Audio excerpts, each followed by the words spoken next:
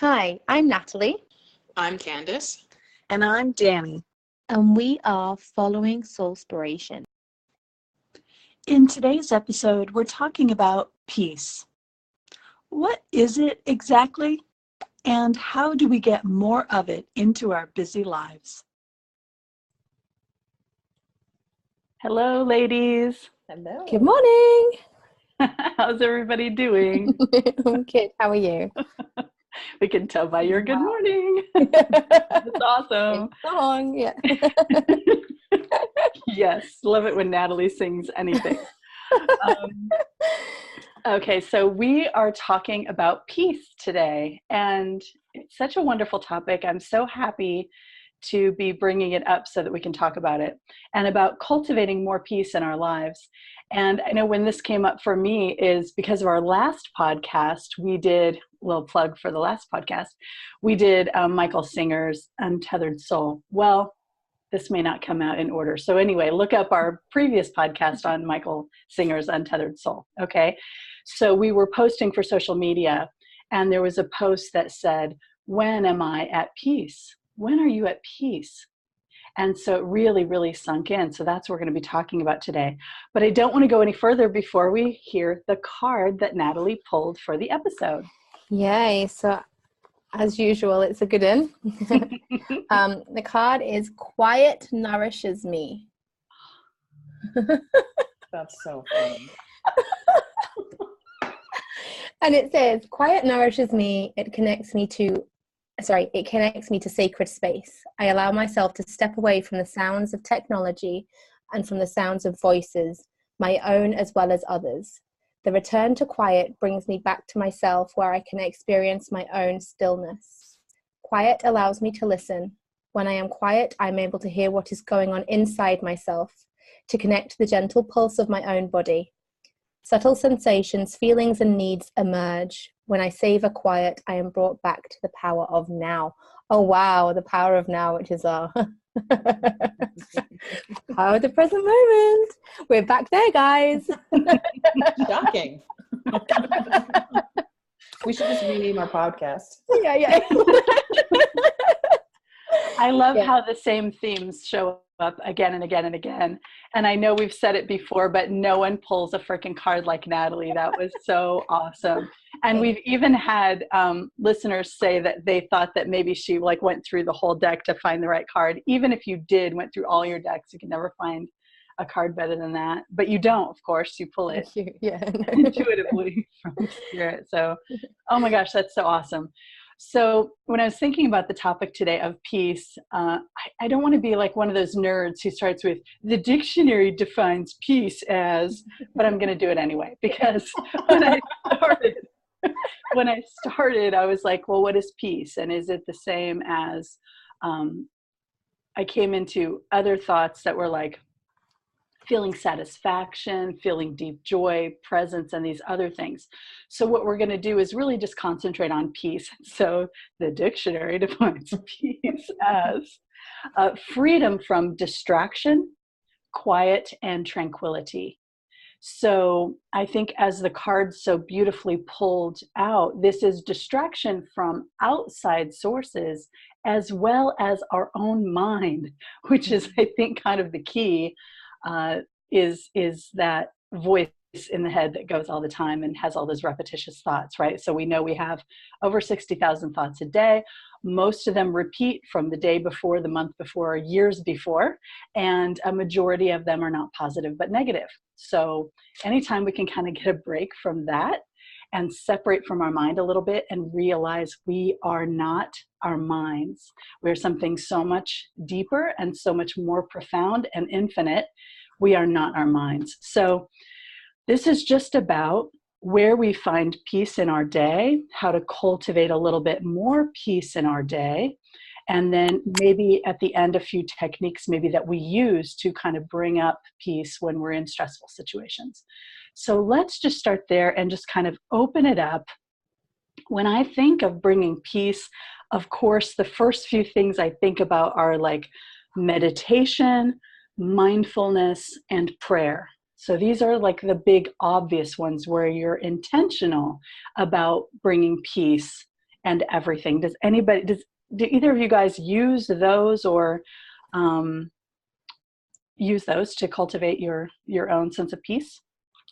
Yeah, so I do meditation, not as consistently as I would like to, but I do use meditation, and also mindfulness. So when I was struggling from PTSD, mindfulness was something that was a big part of my recovery, because you have to quieten the brain, and so I learned some mindfulness techniques at that stage. So I do a bit. Oh, you're gonna have to share them, you know. Everyone at home is like, oh, mindfulness techniques. Oh, okay. Yeah. Like some of that. And so we're just gonna breeze over and not tell them what they are. Well, mine were so I did CBT therapy, and that was kind of helpful, and it's just becoming aware of the thoughts that are going on in your head. So kind of acknowledging them to begin with, because I think that's the first stage to quietening them, when they're just going on incessantly and you're not aware that that's really what's happening. So it's kind of like draw attention to what's happening in your head, and then you kind of just kind of sit with it and see where it's coming from, and go, is this true? Is this real? Is this now? And is this hurting me? And just look at the big spectrum of questions. The other real thing that I did with mindfulness was actually coloring.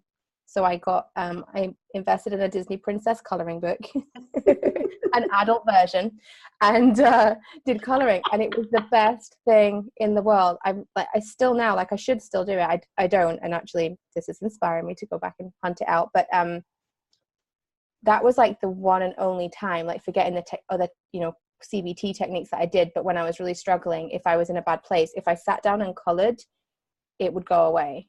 But obviously I can't color all day every day. Unfortunately. Yeah, damn. But yeah, I found that to be really helpful, because you're so concentrating on the color and choosing your colors and like staying in the lines that it just takes your brain away from all that stuff, and it's kind of nothing, like, because at the end of the day, that's not putting any form of stress on my brain, just doing that. So it just forced me to stop. So yeah, coloring is my biggest tip. Yeah, I love that. Adult Disney princesses? Are you kidding me? You, yeah. That sounds so you. I know. It's so Forget the appropriate for mandalas you. and stuff. Forget all that weirdo crap, man. Did you get like sparkly gel pens? Oh no, I wish I had. No, I had Oh. crayons. I think they might have had some glitter in the crayons. Christmas present ideas, gift ideas Yay. right now. I'm actually gonna write that down. I was just telling myself I shouldn't have said it out loud. I should have just said Surprise. so much better. But then I get a thought and I just say it out loud. That would be the best. Yeah. Like a dork. What about you, Candace? So when you first mentioned what the episode was going to be about today, I really felt like, when do I feel peace? Recently, it feels like never. So I had to actually like spend a few minutes and think about when I actually feel peace. And a big part of that is being intentional with meditation. So meditation, I mean, I feel peace with coloring, and I feel peace, at different times. But the truest sense of peace, the total calm, the total, I don't know, what I feel is peace is not just a freedom from distractions, which, by the way, I loved that you had that definition, because I had no idea that was the actual definition of the word, and I love it. But anyway, so I kind of see peace as the calmness, the nothingness, but also a sense of wholeness. And the only time that I really feel that is with meditation. So I would say that is the ultimate peace for me. But I do use coloring. I don't have Disney princess coloring books. I just have silly old mandalas.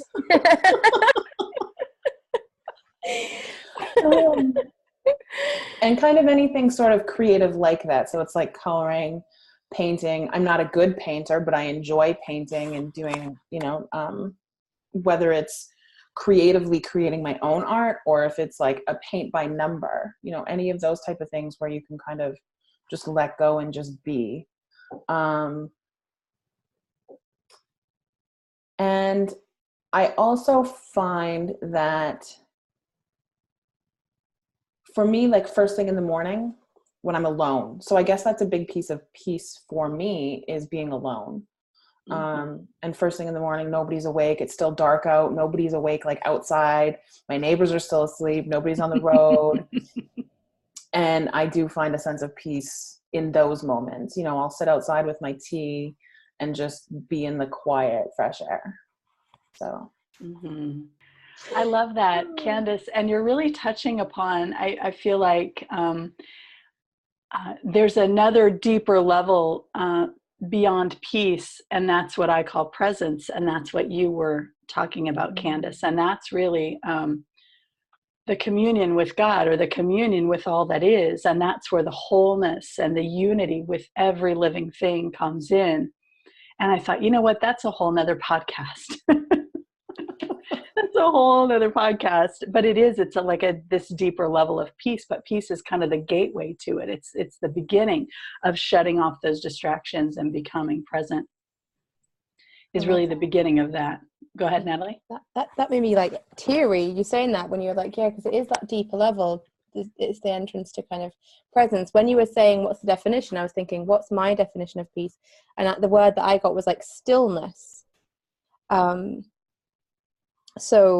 Yeah, I think that's so interesting that you've said that, because that just rings really true for me, that it's peace, and then that leads to presence. Mm-hmm. But that's what you need, because my word of the year is presence, and I have very little peace. So I think that's the problem. Well, it could be the gateway, that you can use to take you there. And so those are the big hitters. Those are those heavy hitters. And I know for me, practicing mindfulness, I used to practice mindfulness, and then before long, I'm still so in my head, like, oh, okay, pay attention to like the water hitting my body in the shower, and then I'm still in my head when I thought I was practicing mindfulness, and I would just be worn out from like 30 minutes of mindfulness. So if you're doing that, I just want to say, for anyone out there who did it, maybe it's just me, but that mindfulness really is pulling that sort of piece of meditation that you find, the non-thinking mind, the release and the relaxation, bringing it into your everyday, and focusing more on, so think of mindfulness, this helps me to think of mindfulness more as focusing on body sensations and less on thoughts. Mm-hmm. And Natalie, you brought up a good point, that can be the entry point there as well, is recognizing that you're just having thoughts that are going on. Mm-hmm. So that's that. I don't want to go too far into that. We'll talk about, Natalie's already started with the tips on how to do it, right? So a couple of little things that I have for tips when we do want to bring in a little moment of peace when we're feeling kind of stressful is a CBT technique. It's a cognitive behavior therapy technique, and it is, you're having a thought. I do this so often when I drive. I know I've probably mentioned this to you guys before. I'm one of these people. It's so funny because I can be listening to Eckhart Tolle do a recorded lecture, right? And I'm just like, I'm just evolving, and I'm just at peace, right? I get into my car and go, and before you know it, I'm like, say something like jackass, or like, just like out of the blue, like at other drivers, like things are not going like I think they should go. Oh, you jackass, what the hell? Or shaking my head, or all of that. And then I giggle. But here's what I used to do before I would go straight into the giggle, is I would say, you notice you're having a thought. So you repeat the thought for 10 seconds. That guy's a jackass. Like, that was my thought, right? That guy's a jackass. That guy's a jackass. That guy's a jackass. Plus, just saying the word jackass makes me smile. So there's a therapeutic value in just that. So you repeat it for 10 seconds. You just say it as many times as you can. The next 10 seconds you say, I'm having the thought that this guy's a jackass. I'm having the thought that this guy's a jackass. I'm having the thought that. And then the third phase, if you still need it, if you haven't completely let go of it by now, is I notice that I'm having the thought that this guy's a jackass. I notice that I'm having the thought that this guy's a jackass. And it's just this separation piece by piece from our thoughts. So I know in the beginning when we're trying to notice, oh, I'm having a thought, there can still be no separation. We're like, yeah, I'm having a thought, and it's true. He's really a jackass. But that helped me in the beginning to make that transition to being able to recognize those thoughts as just like thoughts. So any other ideas from you guys on just things like when you're kind of in the moment, a little bit stressed, you want to pull in a little bit of peace, and what do you do? I've got a really simple one, which is often like I find, I always talk about brain space. Like I just feel like I often have no brain space because I'm either like mumming or working or lifing. And I sometimes find that just a good old fashioned brain dump. Just get a piece of paper and just get it all out of the head onto something. I find that can just give me some peace, or just sense of, like maybe not peace, maybe quiet, closer to peace. Yes. Oh, that's such a good one. But I think the revelation of this conversation is that quiet is peace, right?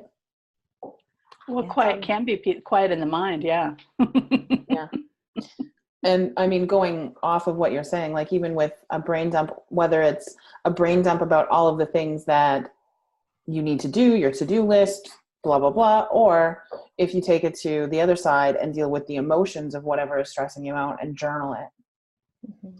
So, I mean, I know that the recommendation a lot of time with journaling, if it's something specific to an event or a person in your life, is to then burn it afterwards so that you're kind of completing that.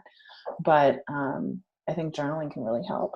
And I would say also in the moment, I mean, when we're stressed out in the moment, it's not always a time when we can just go and get a piece of paper and a pen and, lay out our life. But here, let me journal. You're in the store and the person's blocking the aisle and it's really irritating that you just want to get the milk and get out, but you can't get around them. I think breathing is a huge help to kind of bring yourself back to center and observe the thoughts. Kind of marry those two together, observe the thoughts, do the techniques that you both mentioned, but also do the deep breathing. And I think the deep breathing kind of helps to release those emotions as you're feeling them. Yeah, when I've done kind of meditation stuff before, or sometimes after energy healing, my energy healing practitioner tells me to kind of like lie grounded completely on the floor with no kind of pillow or anything, completely flat for 10 minutes and to just lie there. And, your mind wants to go to here, there and everywhere, because you're just like, oh, should be doing this and actually think about this thing that happened earlier in the day. But what really helps is going to the breathing, because if you just focus on the in and the out, the rest does melt away. So it's good for you anyway, just breathing, because it's, it's kind of recalibrating your system, but also being able to focus on that means that the rest can't get in there. Mm-hmm. Can't get into your head. I love that so much, ladies. Thank you so much. That breathing, I think, is just one of the most powerful and underutilized tools that we have, and it's always accessible. And so even the simplicity of 3 to 10 deep breathing into the belly breaths. And my kids, this is so common in my house, one of them will be upset and I'm like, belly breathe, let's do it together. And my son will just look over at me like, I'm not going to do that, Mom, or they'll be upset about something and they're like, I know, I was doing the breathing, because they know that's what I'm going to say. But 3 to 10 very deep breaths press like a reset button on your nervous system. And it's physiological and mental and emotional and spiritual. even, that breath does bring life. Another great thing, I think, for cultivating peace is nature. And one of you already said it, Candace, I think you already said fresh air. And Natalie, you mentioned lying flat.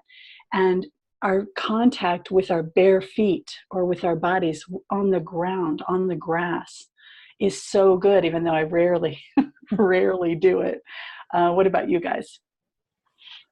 I love being outside with no shoes on. I do that a lot, like just in my garden, but like generally if I'll go outside, and I just love that feeling. And I always do feel really grounded when I do that. My kids do it all the time, and it makes me really happy. It's like, I know you should be wearing shoes, kids, but at least you're grounded.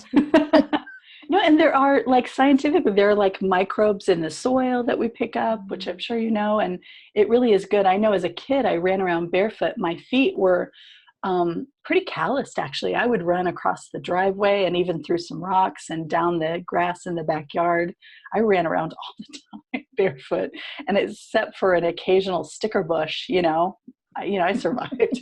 I do hate it when old people say, well, when I was a kid and I survived it just fine. And I just did that too. It's a rite of passage.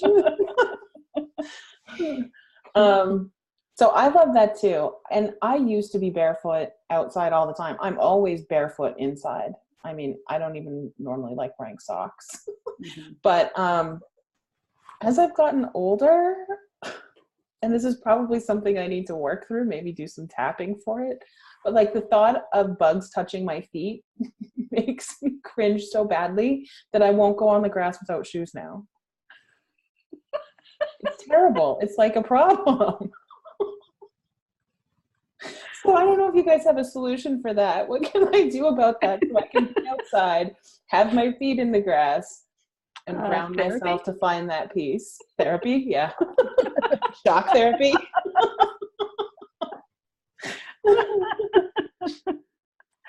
That's awesome. You just said another one though, Candace, that I used as well with my PTSD, which is tapping. So when I would have like an intrusive thought come up, then I would do my tapping, and that would just quieten it and make it go away. Mm-hmm. Thank you, Natalie. And for everyone out there who's like, tapping? So, well, I don't know like the mass use of tapping, but for me, when I was using it was, so I'd have a thought, and if it was starting to get me kind of agitated or worked up, then you tap in a bunch of places, and I haven't done it for ages. I'm trying to remember like where the places you do it, but you basically tap and say the thought, but you say the thought like in a more positive spin. Like Candace, I don't know if you might explain it better because it's been a while since I've had to do it. I think a lot of times people recommend saying, so if your thought was, that guy's a jackass, it's like, that guy's a jackass, but I love myself anyway. That's it. I love and accept myself. Yeah. So that's what I did. Yes. So, so even though I believe this, yeah. The top of your head, and then I think your forehead, your and then it's like here, and then I think your chin, and then collarbone.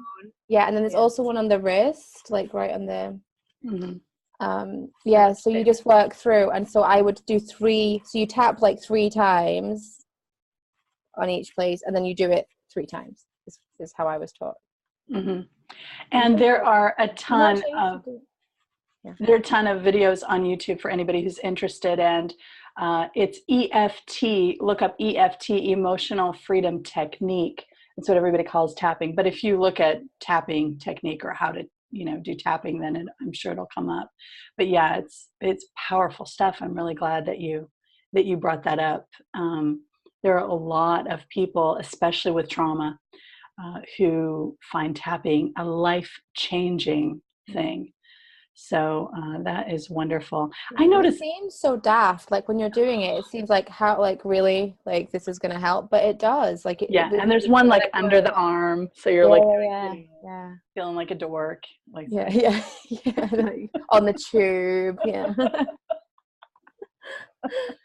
But yeah, no, it's helpful. Mm-hmm. And then one of the big things, I know this is something so big, but it was so huge. I remember when I first got my divorce, and I never realized really that when we were married, the TV was on all the time. Like if we were home, the TV was on. It was news, it was sports, it was whatever. We were watching it, we weren't watching it, it was on all the time. And one of the first things about my divorce, I was like, I can turn the TV off. Like, the kids and I went through this period where we're just like, it had to be really good before we'd turn the TV on. And then we got rid of cable, and then we've been basically cable free ever since. That was like 10 years ago. Now we have, Netflix, Amazon, occasionally HBO when they have another Game of Thrones season come out. Um, but so I know, just even sometimes getting rid of background noise, getting rid of things that we think we might need, or we're just in the habit of having, that actually without, you just realize, oh wow, there's this space opening up in the silence that I didn't have when all that noise was on, whether I was paying attention to it or not. Yeah, exactly. It's funny because I think different people find, so my husband always has like something on, so like music, or he'll have to like watch a video. So if he's like doing anything, he has to have like a video on his phone, or he can't just do one thing. But it drives me crazy because like I like peace, like no noise, peace, quiet peace. So I like sometimes like he'll just have music on all the time, and I'm just like, I just have to turn it off. Like I can't bear the noise. But for him, he kind of like really sort of finds peace in that, whereas if it wasn't on, that would be him kind of feeling all out of sync. So it's like we have to negotiate. Yes, there are other people who have different experiences, although I think they're crazy for doing it wrong. No, and I don't want to say that. My son is the same way, and not only will he put on music to do things, but he'll put on like like really either heavy metal or rap or whatever he's into at the moment, and that's the way he finds peace, though. It's very distracting and hard for him to do things, especially things that don't require a lot of brain work, like mowing the lawn or whatever. It's very irritating to him to do that without that. So so we definitely be respectful of everybody's. For some people, it's like cooking. Like, they lose time and go into cooking and have such joy and peace. It flows naturally, right? It can be different things for different people. Yeah, but do you think those people, so if anyone's listening and can answer this question for us, please do. So do you think those people actually find, I'll ask my husband, find peace in the noise, or are avoiding peace? I think I may have a bias. I mean, I've always just kind of assumed that they're more avoiding peace, because I think of, if I think of every master, every person I know who has deep peace in their lives, they aren't blaring and distracting all the time. But I also know enough to know that there are so many paths to God and paths to on the journey that I don't know for sure. But that's just like the evidence I have. I know what works for me. So, God bless them. I'm not sure.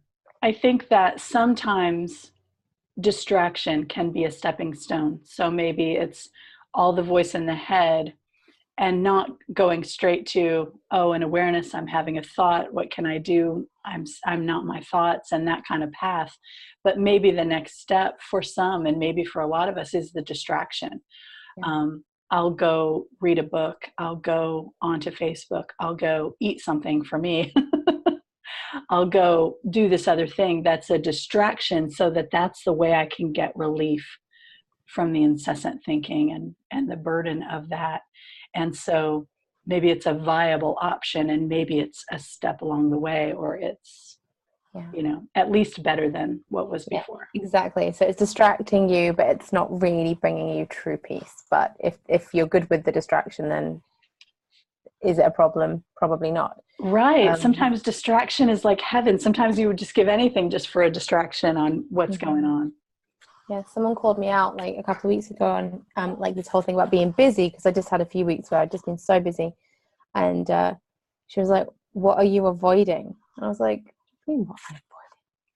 But it's so true, because I basically there was stuff going on personally that I didn't really want to look at, and so consciously or subconsciously, by keeping myself so super busy, I wasn't allowing myself the opportunity to even go there.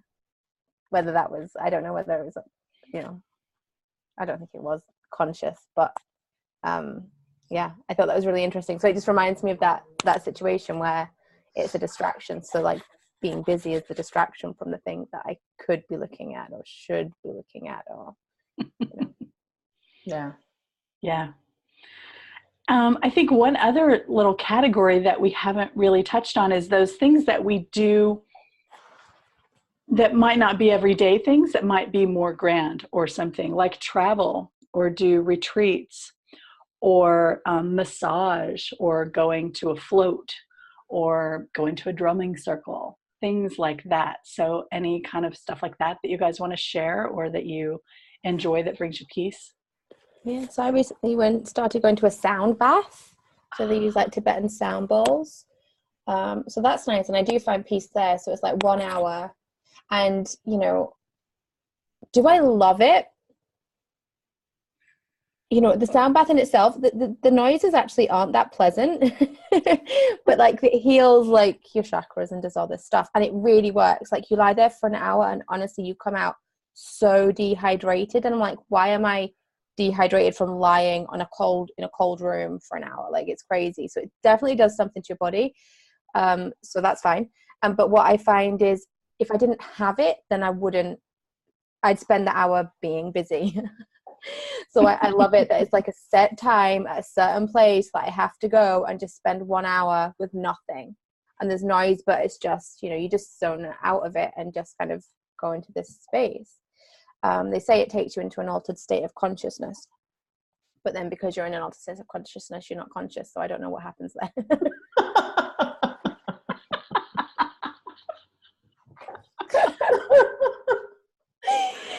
But yeah, no, so it's really good. So I like doing that. But yeah, you guys know that I had my first ever massage like a month ago,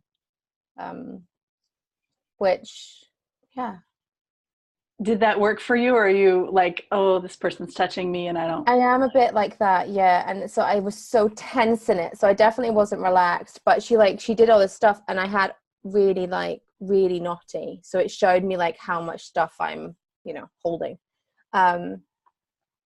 But yeah, so I know that I could see the benefit of it, and maybe if I went more often, I'd like loosen up and be more relaxed. But yeah, so I don't really do any of those things except for my sound bath.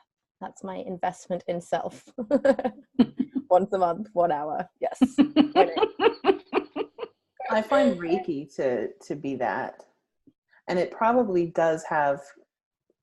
is partly due to the fact that like with Reiki, I mean, sometimes the Reiki practitioner will touch you, but a lot of times they don't. So it doesn't have that same, you are touching me, you are really in my space kind of feeling that massage does for me anyway. And despite it relaxing my body, it doesn't bring me peace and relax my mind like the massage. Yeah. And I forget what else you said. Drumming circles, float. Oh, and travels and retreats. Travel, retreats, yeah. I don't find travel to be peaceful at all. I love it, but I don't find it peaceful at all. And same with the other stuff you mentioned, but I've never been to like a spiritual retreat. So I've been to like business retreats, but not a spiritual retreat. So I feel like there would be peace there. And I look forward to doing some of those in the future, but so far I don't have personal experience with that. I know as far as spiritual retreats, I'm lucky enough to have a place that is about an hour from my home that is out in nature, basically. There are a lot of, you'd call it farmland, but there's also deep woods there. So it's on the edge, and there's just open field with different meditation places just to go and sit. And then there are deep woods that you can just hike for an hour or two with some hills that aren't too bad. And if I take my map, I can, make my way back out.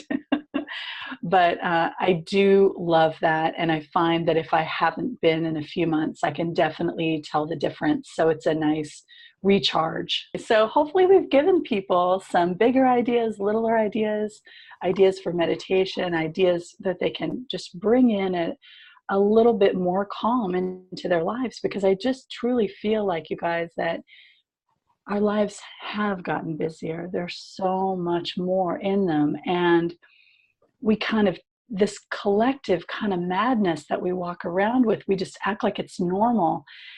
And there really is a different way of being. There really is more peace to be found, but sometimes we have to kind of seek it out and be intentional about bringing it in. And I also think there's opportunities to bring in peace. We're like, I don't have time for meditation. I don't have time for this. And I don't have time to color or do those. But sometimes we can replace other things that just aren't as rewarding or fulfilling. I don't know if anybody out there, what, Natalie? Scrolling Facebook.